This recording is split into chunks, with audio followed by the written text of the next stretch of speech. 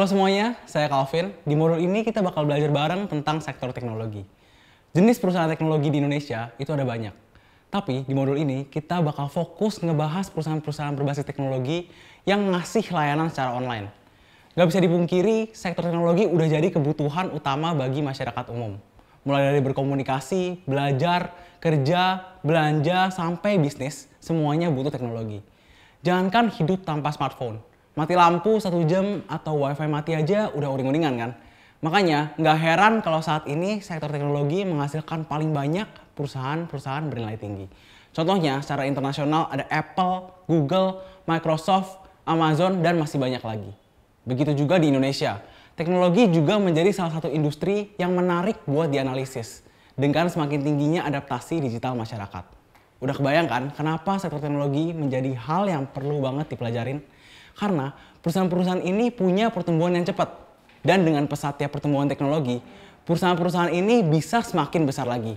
Terus kenapa sih perusahaan teknologi bisa jadi perusahaan yang begitu besar? Alasannya ada banyak. Contohnya yang pertama karena pertumbuhan yang cepat.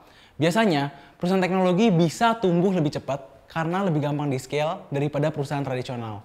Contohnya gini, platform marketplace e-commerce dengan satu app aja bisa ngejual jumlah produk yang unlimited dan bisa diakses semua orang yang punya internet. Kalau toko fisik, jumlah produk yang bisa dijual terbatas dari tempatnya dan hanya bisa diakses customer daerah situ. Atau perusahaan taksi online bisa menyediakan layanan ojek dan taksi yang lebih banyak daripada perusahaan biasa tanpa punya satupun motor ataupun mobil. Tentunya pertumbuhan pendapatan perusahaan juga bisa jadi sangat cepat. Yang kedua, network effect. Kalau di perusahaan yang berbasis internet, semakin banyak user atau pengguna layanan, maka value dari aplikasinya akan jadi lebih tinggi buat usernya sendiri. Misalnya gini, semakin banyak mitra driver transportasi online, semakin mudah bagi calon penumpang untuk mendapatkan transportasi.